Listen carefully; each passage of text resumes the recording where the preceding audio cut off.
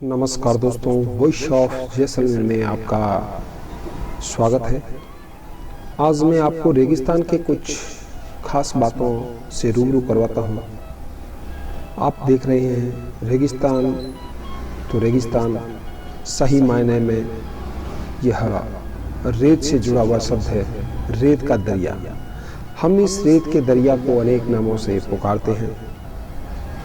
रेत, धूल, बालू, बेकड़, धोरा, थड़ी, ओकली, यह जैसी इसकी स्थिति है उस हिसाब से हम इसको नाम देते हैं।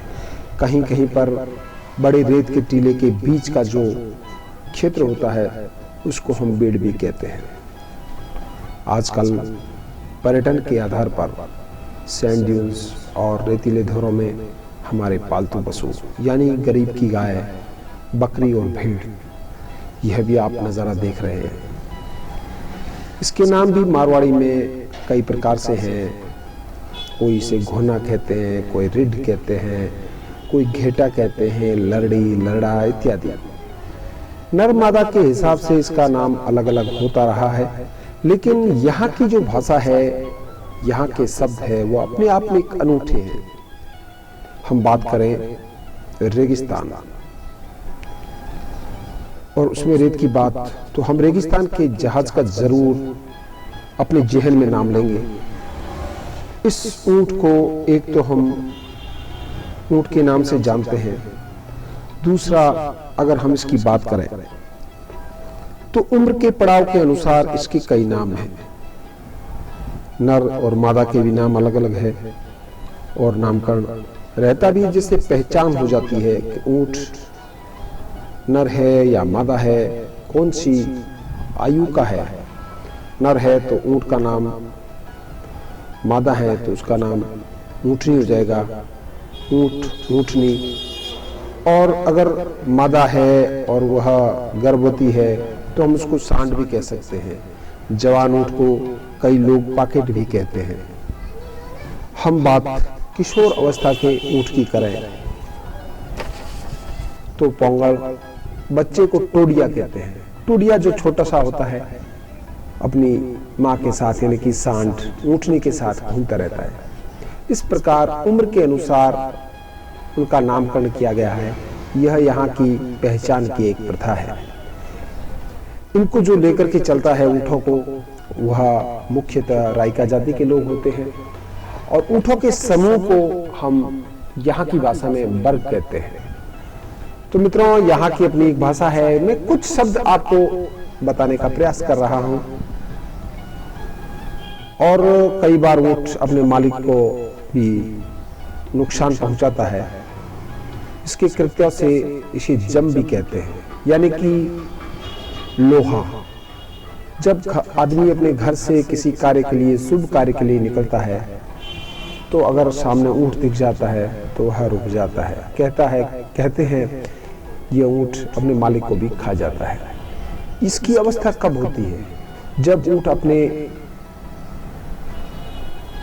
कहते हैं ऊँटनी के साथ मिलन का समय होता है, यानी हीट की अवस्था में होता है।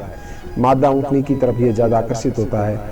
तब इस ऊँट को कोई प्रकार की जब छेड़खानी होती है, इसको पकड़ने का प्रयास होता है, तब यह सब कायदे भूल जाता है और अपने मालिक पर भी हमला कर देता है।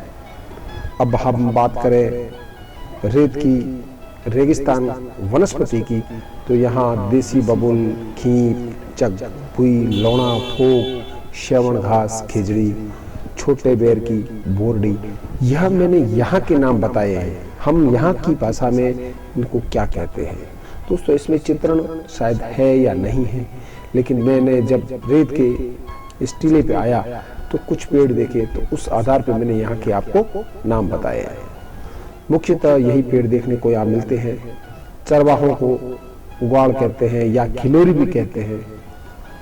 और जब घरेलू पशु कभी गुम हो जाता है, कहीं चरता हुआ वन में चला जाता है या कोई लेके चला जाता है, तो उसको जो खोजने के लिए जाता है उसको हम नासेट करने वाला या नासेट कहते हैं, उन्हें उनका पीछा करने वाला व्यक्ति। इस प्रकार यहाँ के शब्द और कुछ यहाँ की प्रथाएं जो मैंने आपको मेरी वॉइस, मेरी आवाज़ के जरिए आपको बताई है।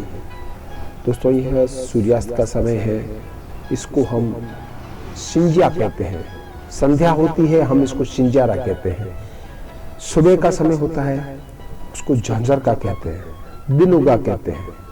तो इस प्रकार हमारे यहाँ की भाषा के जो शब्द है, मैंने ये मारवाड़ी से मेल नहीं खाते हैं। यह जैसलमेर का जो एक क्षेत्र है, इसके शब्दों के नामकरण हमारे को कई भाषाओं में मिल जाएंगे। अरबी, फारसी, सिंधी, पंजाबी, अनेकों प्रकार की भाषाओं के शब्द इस जैसलमेर की भाषा में जुड़े हुए हैं। छोटी छोटी बातें, कहावतें, शब्द जो हमारे रेगिस्तान की आपसी भाषा में कहे जाते हैं, मारवाड़ी भाषा में भी वह कहीं पर भी देखने को नहीं मिलते हैं। मैं एक सांझ नज़दीक के गांव आया हुआ था। यहाँ पर जब मैंने यह नज़ारा देखा तो यकायक मैंने कैमरे में कैद कर लिया।